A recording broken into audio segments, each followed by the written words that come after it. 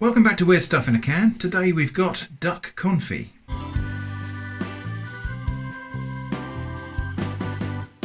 So, okay, not that weird, potentially. This is going to be one of these things, I think, where it's either quite weird to you, and you may have never heard of this before, or actually it's going to be really familiar, and you think, why is this even on Weird Stuff in a Can? For me, this is not something I eat very often, actually. I've had it, I think, twice from a can like this in my entire life. This will be the third time, and this is a smaller can than I would normally expect to find it in, actually. I've bought it back from France once or twice in great big cans where it's got whole duck portions. This is just duck legs.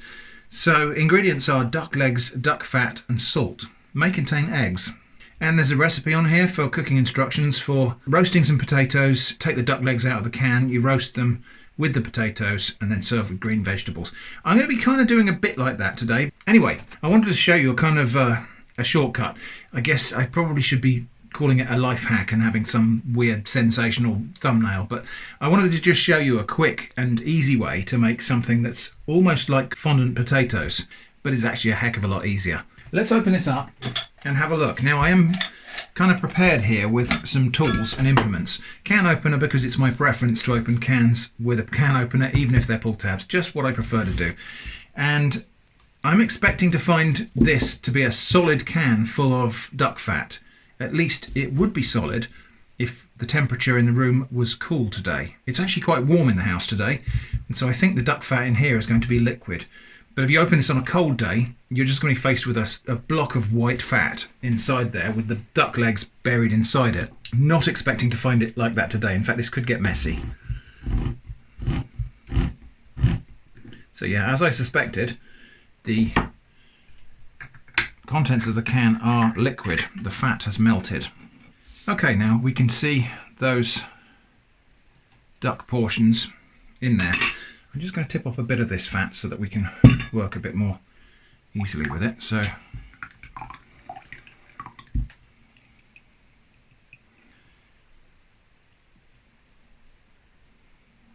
now you might be looking at this and saying, look at all that fat. Duck fat is actually one of the most delicious fats for cooking potatoes in. So none of that fat is going to go to waste. I'm going to put that in the fridge, it'll solidify, and I can use it for roasting potatoes, all sorts of things.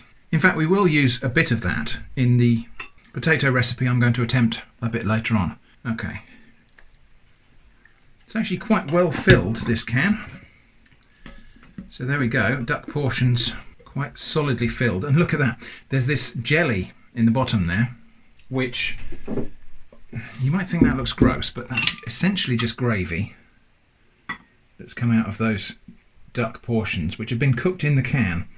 And part of the reason why this is so delicious is it's been kind of slow cooked in the duck fat. And so this meat will be really, really tender, really tasty. So I'm just going to reserve this stuff because actually this will melt and make the most delicious jus to pour over part of the meal later. But yeah, as you can see, there's always this big block of gelatin at the bottom of the can. But I'm not going to be frightened by that because, as I say, I've had this before and I know that's actually one of the best bits. So you've got 3 kind of generous portions of duck here.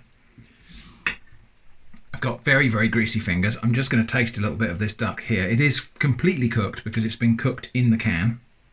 Let's give that a taste. Nice. Kind of tastes a bit like corned beef at this stage because it is just meat that's been cooked in a can, and often cooked canned meats all kind of converge on a singular flavour. I suppose I should taste a bit of this jelly, but I think I need to go and do a wash up first. Okay, right, so I'm going to taste a little bit of this jelly as well, which might not be to everybody's taste. Let's have a look at that close up. So it's a wobbly kind of savoury gelatin. Tastes really good. Okay, now confit duck is widely regarded, I think, as a bit of a decadent sort of food, and I think that's fair enough.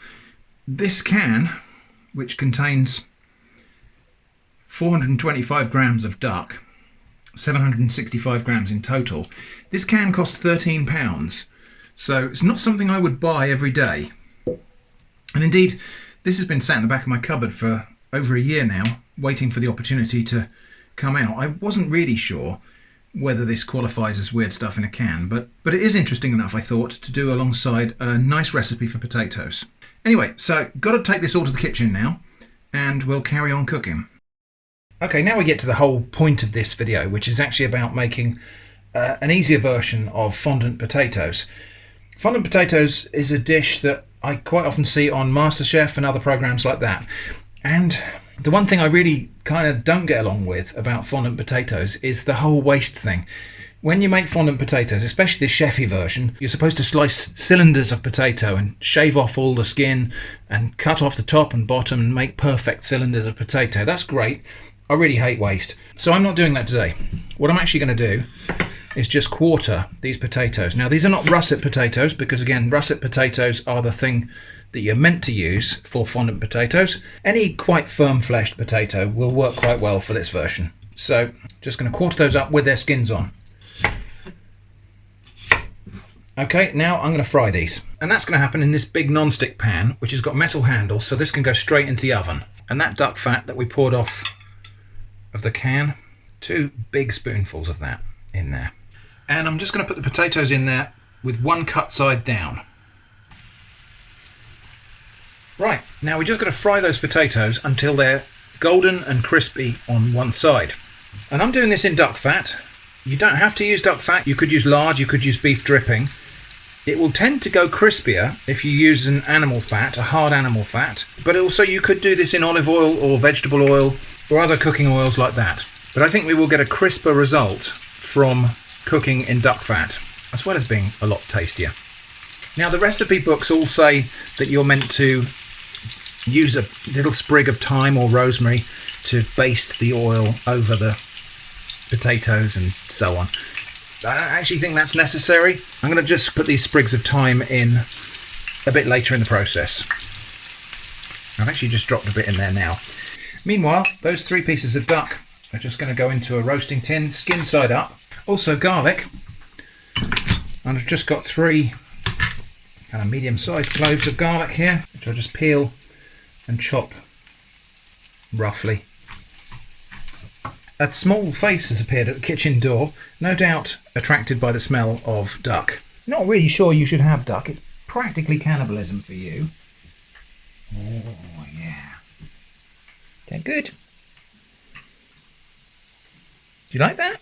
Yeah, I bet you did. Sorry, you can't have too much of that. As to whether these potatoes are done on that side, we're going to hear it as much as see it. So once those are sufficiently browned on one side, I just flip them over onto their other flat side.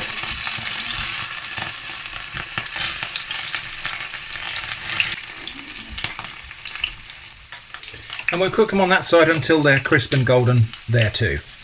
These potatoes are starting to get to the point where they're sufficiently browned on the 2 cut sides. So I'm going to preheat my oven now for the duck and for the potatoes. Nice golden brown on 2 sides. So I'm going to turn the heat down a little bit, and I'm actually going to skim off some of this fat because there's just too much fat in there for the finished dish. And now in goes my garlic. I'm just going to gently fry that until I see it just starting to take a little bit of colour. While that garlic's just cooking, the final flip for the potatoes is to flip them onto their skin side. So the 2 cut, fried sides are up. This potato's doing its own little thing here. Reminds me of that thing I did years and years ago with pumpkin seeds on a hot plate. There's obviously a little bit of steam escaping from this that's just causing a rocking motion. So basically we've got a potato-based reciprocating steam engine right here. Right, I can see a little bit of browning happening on that garlic. I'm just going to take it a tiny bit further than that, and then we're going to add some stock. I've made some chicken and pork stock today with some bones I had left over from a Chinese takeaway and from the remains of a chicken carcass from a Sunday roast. The stock I'm going to use is unsalted because it's going to condense down a fair bit, and if you use a stock cube, you may well find that this dish goes too salty for you. If you wanted to use a stock cube, I would recommend you use something like this, which is a very low salt stock cube, designed really for people who want less salt in their diets. I would start with that and then season it back to the right level. If you use a regular stock cube, you might well find it's too salty when it's finished. So here's my lovely chicken stock. I'm just going to add enough of that to kind of half cover the potatoes. And I'll give that a little shimmy round just like that, just really to distribute the herbs and the garlic so it's not all in one place. A little bit of salt. And now I'm going to add in these sprigs of thyme, and they will infuse into the stock and then into the potatoes indirectly from that. Now that that's back at a simmer, that can go in the oven, which is now up to temperature, and the duck goes in as well. So in with the potatoes, still simmering.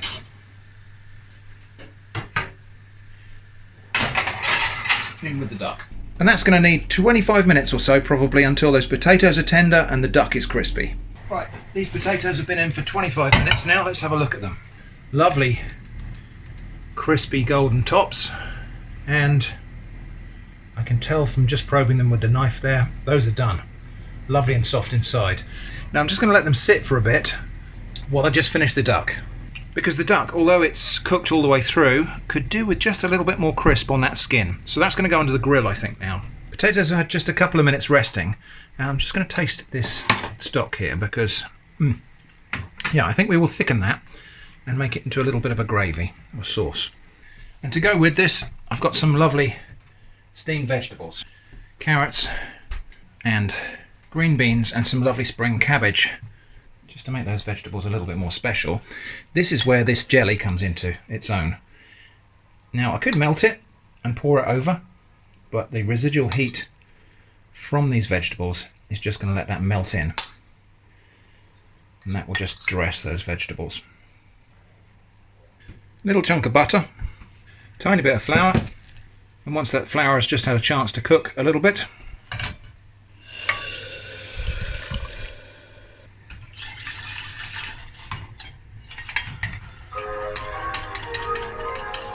ice cream van. Should we throw all this away and have ice cream instead?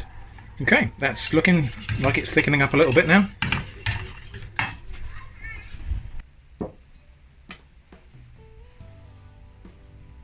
Let's have a look at these potatoes. So crisp, slightly crisp on the outside still, and inside they're just meltingly soft and tender. And yeah, some bits of the duck skin have gone crispy, but yeah, didn't quite get that right. But have a look at this duck meat now. It's completely falling apart. It's so tender. What do you think, Jenny? Yeah, I like this duck. That's good. So yeah, just look at that duck. It's just literally falling apart. You almost need a spoon to eat this duck. It's so tender. And similarly, these fondant potatoes, this is why they're called fondant potatoes, because the inside goes creamy and soft. And we were just remarking actually on how much meat there is actually in that can. So loads and loads of meat on those portions, just a few small bones. And those bones will go in the stock pot because use them again to add flavour to something else, a soup or something in future. And yet these potatoes, really, really happy with how those turned out. They are so delicious. Well, that went well, I thought. We shared that last portion between us actually, but there's such a lot of meat on those duck portions. What do you think, Jenny? It's very nice, yeah, very tasty. I mean, 13 quid does seem like a lot for that can of duck. It's only three leg portions of duck. There's a fair bit of duck meat there, but I think for £13 you could get 2 whole ducks, but then you'd have to confit them yourself.